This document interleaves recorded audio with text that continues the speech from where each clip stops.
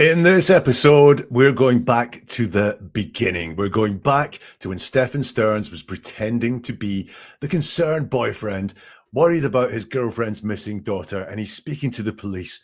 But if you listen closely, his lies were already obvious. He wasn't answering the questions, he was dodging them on purpose. And the way he did it, well, you'll recognize it the next time someone lies that way to you. Because look, saying Stephan Sterns was lying to the police in this interview is no big deal. But by the end of this episode, you'll be really clear on how to spot people lying in this way to you. Welcome to Never a Truer Word, where we look at the words that people choose to use to see if they're telling the truth, the whole truth, and nothing but the truth. What I do here is different from anywhere else because I'm going to strip away everything apart from the words that we hear and what is said. And then I'll use my process of statement investigation to give you the key to seeing deception, to seeing the truth, and the motivations of a person. It's a process that I use with investigators, with the media, and with corporate clients to get a deep understanding of what is really being said. And we are live. And the reason I go live is to interact. So let's hear from you in the live chat.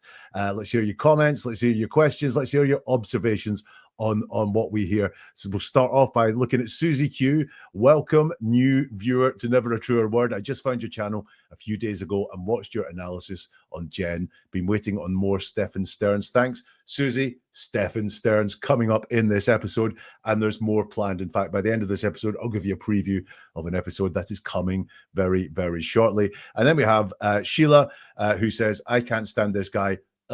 Sheila, I'm with you. I can't stand him either. He is not a fan of Stephan Sterns, as we're going to see. Hey to Billy, sending blessings from Ada, Oklahoma. So thank you very much for that.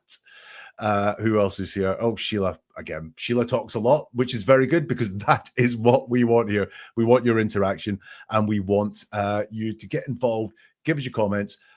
Give us your questions. And if you're in the replay crew, and so many people do comment underneath the episode saying replay crew here, then do just drop a comment in because it's always very interesting to hear what it is that you've got to say. Right. Let's go into Stephan Sterns now. So he is talking to the police. This is shortly after Madeline has gone missing. And he is explaining to the police some things that went on, answering their questions. Now, in this first one, the very first question is about snuggle time. And I want to make it really clear, it's not the police that are talking about snuggle time. Stephan has talked about snuggle time at Madeline's bedtime before this. And so they ask him about snuggle time. Let's have a listen to clip number one. Just watch the way that Stephan lies here. Jennifer says, up, so snuggle time with you to help her go to sleep. Is that right? Just bedtime. Yeah. Bedtime. Okay. Did you stay in the room the entire night? Not the entire night. I'm usually up and down sometimes. So I might go grab a drink or something, or I'm up and down sometimes. Gotcha. But you stayed. You didn't at any point go. Okay. All right. So night goes on. Morning time comes around, and the school. Walk me through that a little bit. Excuse me.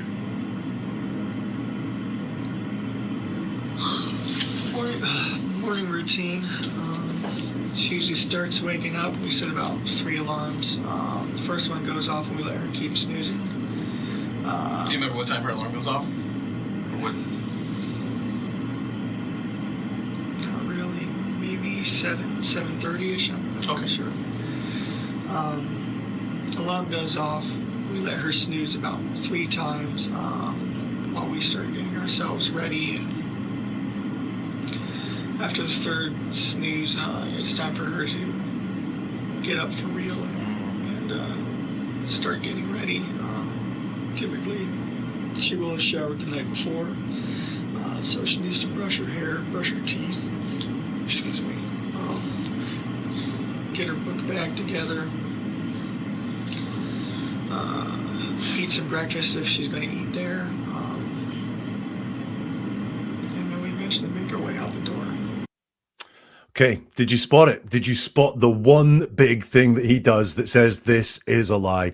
Let's talk you through it. By the way, I should have said there are some redacted parts in this. The police have redacted this before they released it. I think the things they've redacted are mentions of Madeline by name. So the cop says to him, all right, so Jennifer says, Madeline, go up. Go, Madeline, it's snuggle time with you to help her go to sleep. Is that right? And Stephan's reply is bedtime. Yeah. So he's probably thought saying snuggle time is actually a bad thing to say to the police here, because that's going to get them looking at me in a way I don't want them to be looking at me. So I'm going to tell them that we didn't say it was snuggle time. We said it was bedtime. So he's already downplaying some of his nastiness there. The policeman says, okay, did you stay in the room the entire night? And Stephan's answer is, not the entire night. I'm usually up and down sometimes. So I go grab a drink or something, up and down sometimes. So we've got this repetition there of up and down, first of all. Like, what does that mean, up and down? I mean, yeah, you might well be thinking the same thing as me, but I'm usually up and down. Sometimes I go and grab a drink or something, up and down sometimes. It's really, really vague what that is. But look, he's asked about the night. So this is the night that supposedly was the last time they saw Madeline, the last night they saw Madeline, because in their story, or Stephan's story, well, they saw Madeline that night. He drove her to school the next morning, and then she disappeared. What we've got here is him being asked about that night, the really important night. Did you stay in the room the entire night? And his answer is not about that night. His answer is about what usually happens. Not the entire night. I'm usually up and down sometimes. So I go and grab a drink or something, up and down sometimes. So what we've got going on here is the guy has not answered about that night. Really important. He's not answered about what happened that night. He talks about what happened in general. And what you have to say here is, why is he not answering about that night? His girlfriend's daughter's missing. It's really important to get the police all the crucial information. And instead of him saying what he did that night, he says what he usually does. He's avoided that question big time. The detective says, gotcha, but you stayed, you didn't at any point go, and I don't know if it's out of Madeline's room or anything like that. Gotcha, but you stayed, you didn't at any point go. All right. So night goes on and morning time comes around Madeline's school. Walk me through that a little bit. And Stephan does this huge, big yawn, as if he's really, really bored, as if he's not alert, as if this is a real hardship for him. It's horrible, horrible to watch, because remember, Madeline's supposed to be missing. So he's asked about the morning time. Walk me through that a little bit. So this is supposedly the morning of the last day that Stephan sees Madeline. He's going to take her to school before she goes missing. And he says, morning routine. She usually starts waking up. We set about 3 alarms. First one goes off and we let her keep snoozing. So once more, he goes into a general answer. What usually happens, and not what happened that really, really, really important morning. So he's asked, walk me through that morning a little bit. The night after you spent the night in Madeline's room. And he says, morning routine. So he's talking about the routine. She usually starts waking up. We set about 3 alarms. The first one goes off. So this is him just talking in general. The first one goes off and we let her keep snoozing. And you'll notice here that he's talking about himself and Jenn here, I believe, when he says we. He's not taking any responsibility for what happens in the morning himself here. He's talking about we.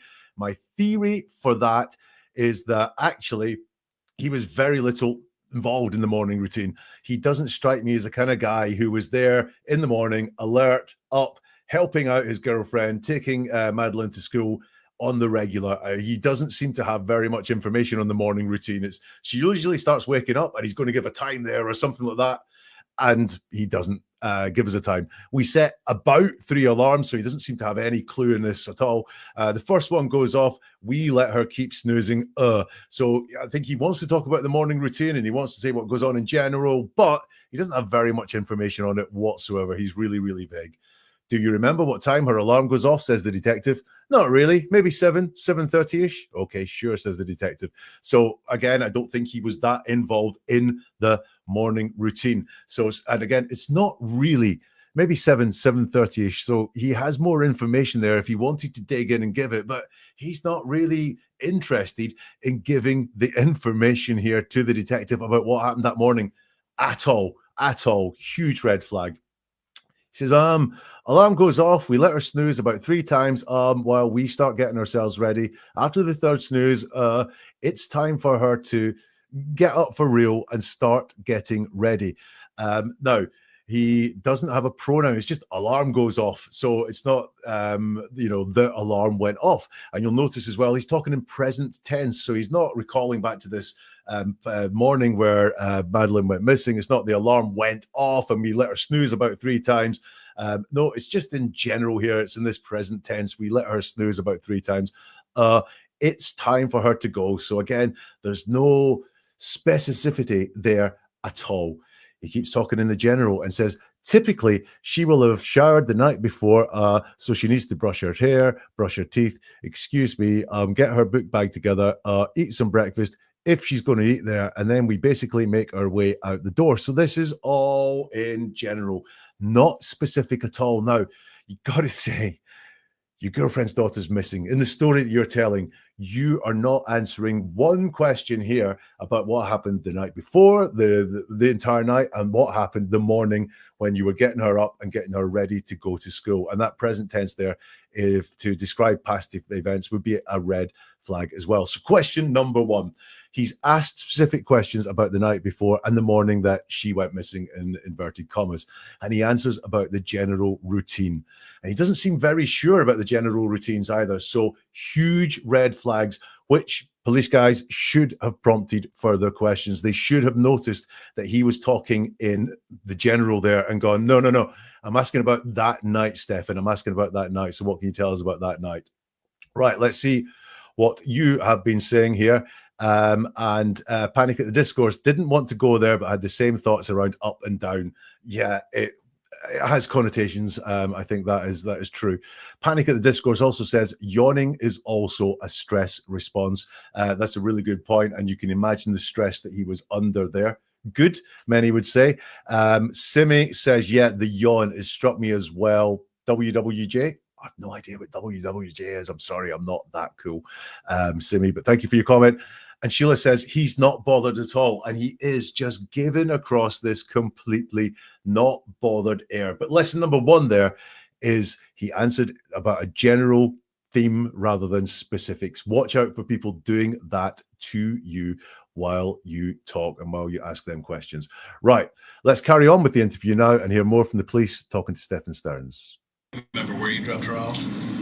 Yeah, it was the stretch of road. I forget there's a street name. It was the stretch of road that the school is on.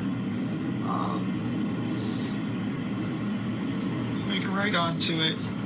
It goes down a little ways. There's some communities over here, and then up further there's a church, and then there's the overpass and the school on the other side of the overpass right there. I dropped her off on that stretch where the communities are. Was she by herself when you dropped her, or was her friends there? Yeah, she was by herself. She said she was going to go find her friends and hang out, wait for them to show up. Okay. It was still early. Where did you go after that? Like, did you see her walk towards the... I saw her making her way towards the direction of the school, but she was like kind of shuffle steps. She was meandering her way there. She was rummaging through her backpack for something. I assumed she was looking for headphones maybe. But as it turns out, she did leave her phone at home that day, so she might have actually been looking for her phone. Gotcha, okay. Right, so he was very specific there in that answer. So if I'm telling you that specific, general means a lie, I'm not saying specific means the truth. Let's just have a look at what he says. Do you remember where you dropped her off? And he says, yeah. Now, that's a yes, straight away on a yes-no question, which is an indicator of the truth. He says, it was the stretch of, I forget the street name. It was a stretch of road that the school is on. I go right on it. It goes down a little ways. There's some communities over here. And up further, there's a church. And then there's the overpass. And the school's on the other side of the overpass right there. I dropped her off on that stretch where the communities are. So, wow. What we got going on there is a very, very specific answer. But look, he's gone extra. Do you remember where you dropped her off? Yeah, at the overpass. or across the road from school. Instead, he's gone into some real unnecessary detail. We don't need to know how he got onto it. We don't need to know how far he went onto it. We don't need to know there's communities there. We don't need to know there's a church and there's the overpass. He's gone into way too much detail there. He's just started to give every little detail about this. Now, some people will say, oh, this person's lying because they're not given any detail. Some people will say this person's lying because they've given loads of detail. Actually, both can be true. You've got to look at why the detail is there. And this one for me is extra. Do you remember where you dropped her off? Yes. And a very short, sharp statement about where you dropped her off would be an indication of the truth. But this is just extra that he's gone to give all this detail. I'll tell you why I think this is. It's a specific answer, but I think it's memory recall. So one of the best ways of lying is to not make something up in your head and construct something, because that's hard to do, but is to remember something. So perhaps he is remembering something real, remembering maybe a time he did drop Madeline off at school. Or potentially, from what I believe, is that he drove to the school that morning to make it look as if he was dropping Madeline off. So he's probably remembering all of that. And one of the things that really leaks in a liar is that they think that their lie won't be believed, so they feel they need to make it as strong as possible. So if you asked me where I dropped someone off, the last time I dropped someone off was outside the friend's house. Right, I could give you the address. Actually, that's the first thing that popped into my head, but I probably won't do that. But that's the last thing. And the house was on a corner of the street. Right, that's where I dropped someone off last time. Instead, and I don't worry about being believed or not, because I'm telling the truth. If you lie, you're worried about being believed, so you will cram in as much detail as you can in the belief it makes you more and more credible. But that, to me, when we dig into it, it's extra, so it's not credible. Was she there? Was she by herself when you dropped her? Was her friends there? Asked the detective. Yeah, she was by herself. She said she was going to go find her friends and hang out waiting for them to show up. Do you spot this one? What we've got there is she was going to go and find her friends and hang out waiting for them to show up. It's out of time. Because if she found her friends, she wouldn't need to hang waiting for them to show up. So that suggests that is made up because it's out of time. It's not authentic. If it was, yeah, she said she was going to go and wait for her friends to show up, then that would hang together. If she said she was going to go and find her friends, that would hang together. But he's gone extra and has to say a whole load more as well. So yeah, she said she was going to go find her friends and then hang out waiting for the friends who she's already found to show up. The detective says, okay, and then Stephan says, it was still early. Now, that is extra. That is something that he's offering. He hasn't been asked what time it was. Was it early? Was it late? Were you running early? Were you running late? It was early. And I think I don't really know around this one. All I know is that it was important for him to say to the police guys, it was early that morning, potentially for something to do with the fact that no one was around, or it was earlier than he'd normally be dropping her off at school or something like that. The detective says, where did you go after that? Like, did you see her walk towards the... And he says, I saw her making her way towards the direction of the school. She was like kind of shuffle steps. She's meandering her way there. She was rummaging through her backpack for something. I assumed she was looking for headphones maybe. But as it turns out, she did leave her phone at home that day, so she might have actually been looking for her phone. Now, that is very extra. Where did you go after that? Did you see her walk towards the, I presume school is the end of that? Yeah, I went to the vape shop and she was walking towards school last I saw her. That would be a very straightforward, direct answer. But for me here, he's throwing out breadcrumbs for the police to get into. She was shuffle steps. She was meandering. She wasn't going straight to school, i.e., plenty of chance for someone to grab her there, because we know Madeline didn't make it to school that day. So he's throwing out some breadcrumbs there for the detectives maybe to pick up on. Was she distracted, rummaging in her backpack, meandering, shuffle steps? All of this, I think, is just throwing out things, hoping the detectives pick up on one of those things and go, oh, really? Oh, yeah, maybe she was really distracted that therefore she was taken. And as it turns out, she did leave her phone at home today. As it turns, no, just She left her phone at home today, so maybe she was looking for that.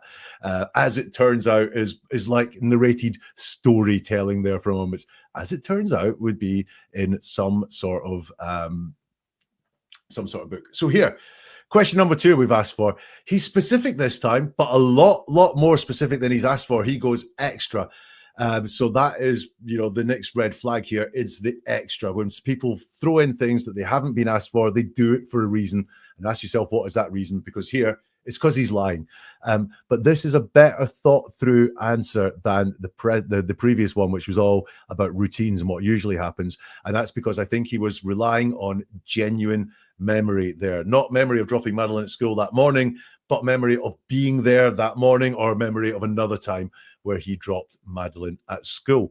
Right, let's have a look and see what you are saying in the chat. So Maria says, God, that disgustingly whiny voice. Yeah, Maria, it is. Yeah, it's really, really super horrible to hear. I don't like it. Panic at the Discourse says stretch of road leakage, red flag. So I think Panic at the Discourse, what you're talking about there is that he dropped he found a stretch of road and disposed of the body. I think that might well be leakage. Good shout on that one. Simi agrees with Maria on the voice. And this is Matuko. He thinks he's a good liar, but he's not. Yeah, he really does think that he can just wind the world round his finger. I think if you look at his life, he's surrounded himself with weak people or people who are easily taken in. It really works for him. And then suddenly when you're confronted with these police guys who I would hope would pull him up a little bit more than he did, but actually people who can actually sit down and look at what he's saying, he's not a good liar at all. His father has seen right through him his whole life. Oh, we're going to look at his father in another episode, Matuko, and his discomfort of being questioned by 2 men is obvious. That's why he targeted women and children. Yeah, you got to there before me, Matuko. Yeah, he preys on the weak and vulnerable, which is, what quite a lot of abusers do. Erin says, extra, read all about it. Yeah, he just went so extra there. And Matuko, again, stretches of road in that area have businesses. No way you wouldn't drop someone off in the parking lot of one. I dropped her off near the used car lot would be idiomatic and normal. Erin says, recalling when he did take her to school. Yeah, agree with that. Panic at the Discourse. He's so slippery and never committal to anything. Yeah, he doesn't actually commit to anything. Why? Because that would be a lie. Lying's really hard to do.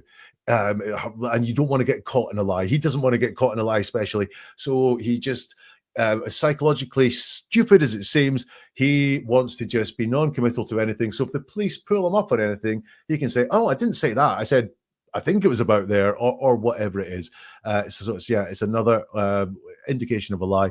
And Sheila says throwing in the backpack. Yeah, because the backpack did come into this story around Madeline and her disappearance as well. So yeah, he, like I said, Sheila, all those breadcrumbs are there for him to hope that people would pick up on.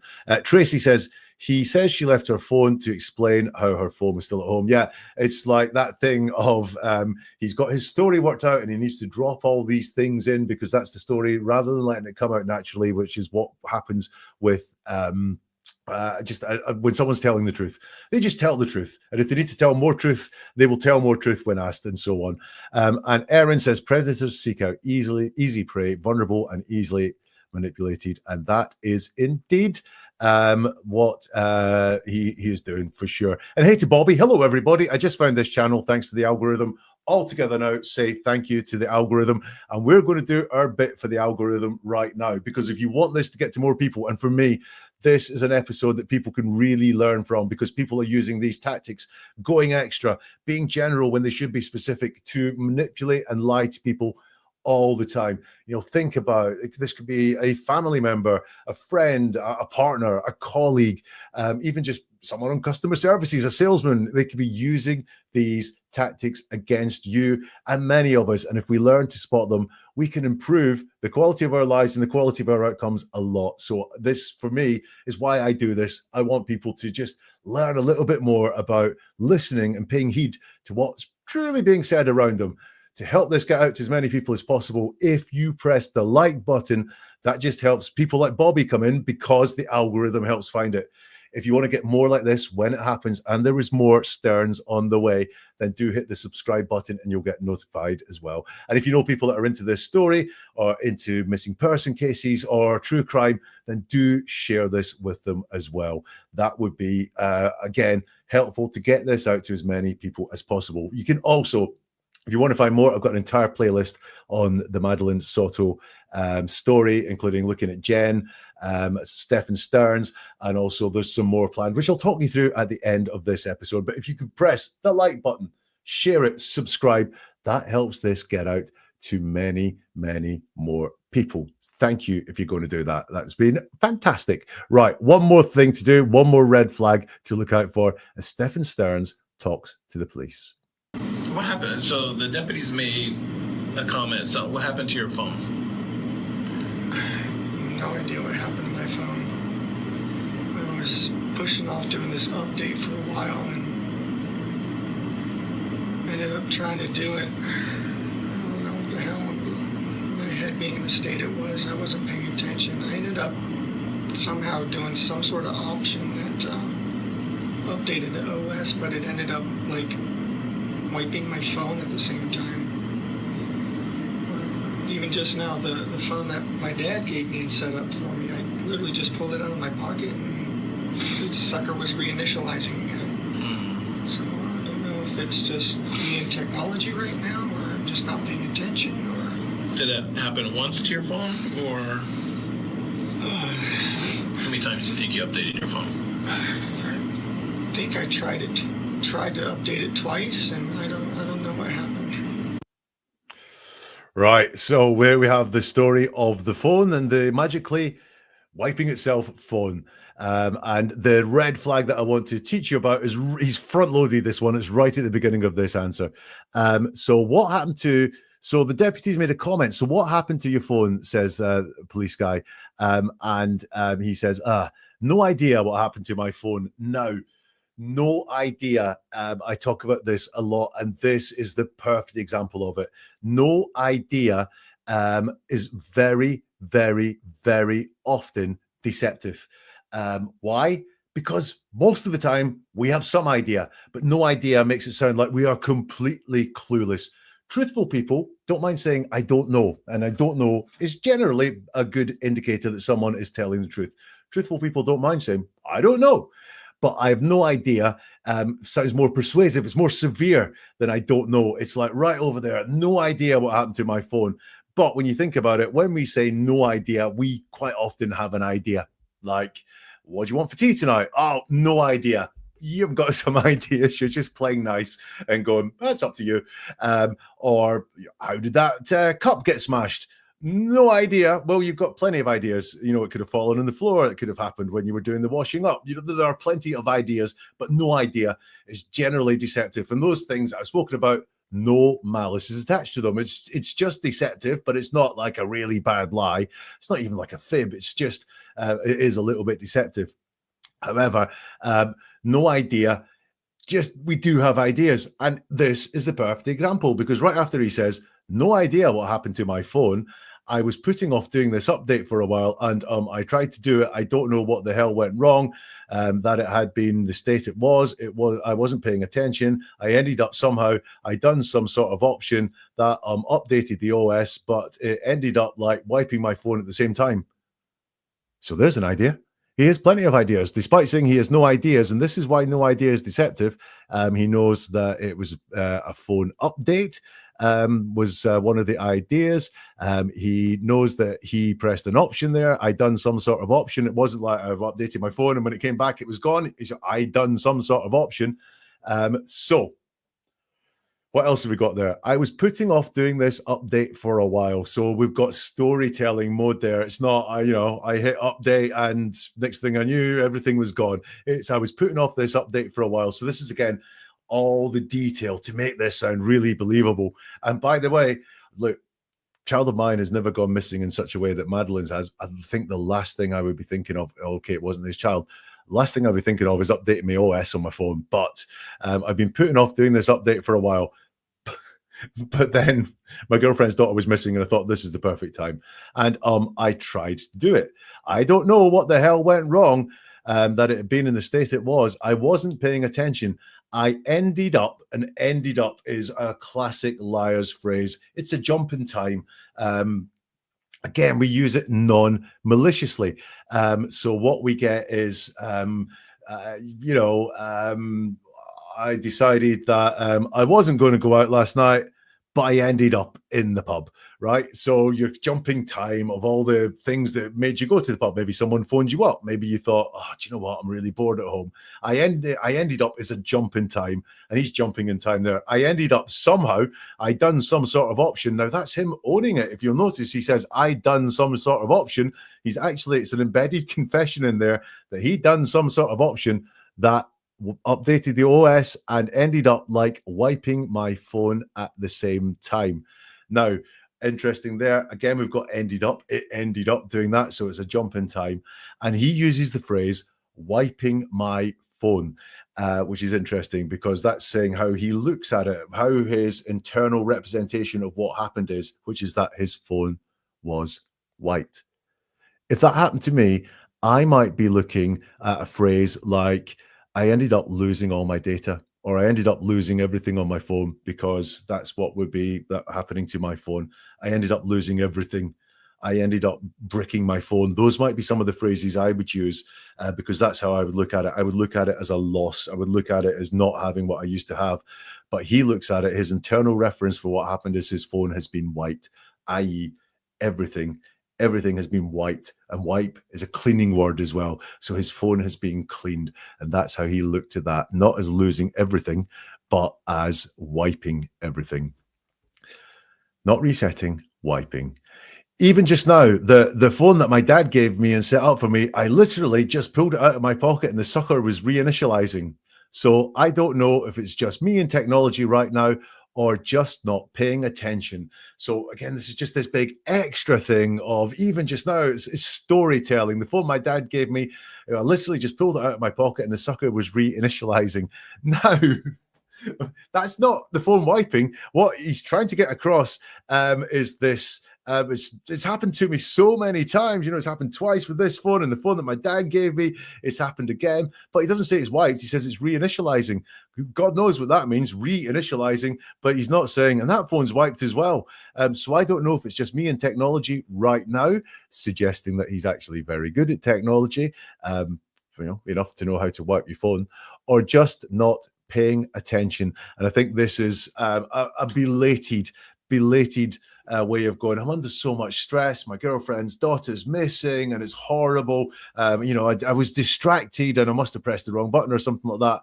But you can't say that out loud because it's not genuine. It's very hard to say things that are not genuine, that we don't authentically feel inside our body. And I think that's what's going on with him there. He wants to say, guys, it's been a nightmare inside the house. It's been frantic. We've been stressed. We've been worried. And I must have pressed the wrong button. But he doesn't say all that out loud because it just doesn't exist inside him. Did it happen once to your phone, or how many times do you think you updated my phone? He says, I think I tried to update it twice, and I don't know what happened. He's asked the question, how many times do you think you updated your phone? He gets a twice in there, but has tried to update twice. I don't know what happened is extra. He's not asked what happened. He just goes for it. But he told us earlier he had done some sort of option, updated and wiped. So here it is. I wasn't paying attention. I ended up somehow, I done some sort of option and then updated the OS, but it ended up like wiping my phone at the same time. And now he's saying, I don't know what happened. So there's a contradiction in there. So as Sheila says, I don't know what happened. Yes, you do, Stephan. Yes, you do. So have you got the 3 red flags that we've looked at really clearly there? Answering in general when the specific was asked for. When someone asks you, or you ask someone about a specific situation and the answer in general, you're being lied to. What time did you get up this morning? Oh, I usually get up about 7. That sort of thing. Extra detail when it's not asked for, that implies that the thing they go extra with is very important for them to get across. And you've got to say, oh, why was that? Why was it important that they got that across? Also the phrase, no idea, is very, very, very often deceptive. Look, sometimes it's a no harm deception. Sometimes it's really not malicious, but it very, very often can be malicious. I'm going to do some more Stephan Sterns in a minute once we've done that, but let's just see what everyone is saying. So Erin says, somehow, right? Yeah, somehow my phone got wiped. Susie Q, I don't even know how to factory reset my phone. Do you know what? I could take a stab at it, Susie, but he seemed to be a master of doing it to every phone he touched that week for some reason. Sheila, wipe the phone. Oh, please. For me, it was that phrase, wiped my phone, not I lost everything. Erica, literally, no idea. No, I have no idea. I mean, there's so many ideas. He just had so many ideas. Erin, I think I tried it twice. Is it that hard to remember? Yeah, well, it is hard to remember when it didn't really happen that way. Sheila Duffy, no idea. And every idea, yeah, I had no idea. And then here's all the ideas I've got. Erica ended up. I remember that. I remember that one on my learning list. Yeah, ended up is just such a classic. It's a jump in time. Again, it can be a no harm, non-malicious bit of deception. It's just used for brevity or to hide something that you're a little bit embarrassed about or shy about. But it does always indicate a jump in time. And when we're talking to someone about wiping their phone the week that their girlfriend's daughter went missing, it deserves digging into. Panic at the Discourse. Non-committal Sterns finds his getting things done energy right around the time of missing minor. Hate when that happens completely. Everything's going on. I'll tell you what, I'll update my phone. John, I love this one. Maybe this is comment of the entire live. Did he option delete proof of guilt? I think that's exactly the button he pressed. Twice. He wanted it twice, says Panic at the Discourse. And Tracy says, does he really expect the police to believe he's updating his phone? It's not suspicious at all. Yes, he does. Because he's in a hell of a jam. And when people are in a hell of a jam, they will take massive risks and whatever to try and get out of it. Erin, great catch. I done some sort of option. He chose the option of murder. I wonder if Maddie was pregnant. Question that many, many people are asking. And Tracy, does he really expect us to believe he updated his phone? It's not suspicious at all. It's farcical. He's really not very bright, is he? No, I don't think he is very bright. Right. That's Stephan Sterns and the police. Please remember those 3 red flags. Being general when we're asked about the specific. Going extra. And using the phrase, no idea. 3 really key things you can remember. Now, I'm going to release very soon an episode looking at something many people have asked for, which is looking at some calls in the jail between Sterns' parents and Sterns. Have a listen to this. This is going to be the first thing I analyze when I do that episode. But as it's going, I'd be really interested in your thoughts about this jail call. I mean, these amateur sleuths just are relentless. I mean, they just go down any and every path they can go. And so this link to this YouTube video had tracked all your internet activity and all the sites that you had joined. Dark web. The dark web, whatever, but some of the offbeat websites. So I'm sure you know what I'm referring to without me having to name them. Okay. So I'm just telling you that all that should exist out there. So did you spot anything there in that? I spotted many, many things that I'm going to bring up when I do the episode. Panic. Sterns' mother is a piece of work too, up there with Cindy Watts, in my opinion. In the bit we look at, Panic, the mum talks very little. When she does, it's a bombshell. But actually, the dad does a lot of talking, and it is very, very, very interesting. Hey to Cal Gal. Hi, everybody. Late but catching up now. Great to have you here. Better late than not appearing at all.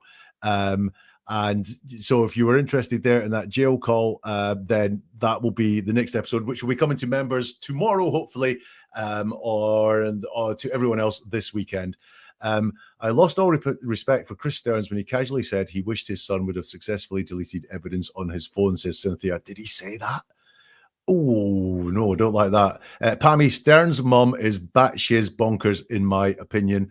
And at the beginning, I felt bad for Chris Stearns, but obviously you don't now, Cynthia.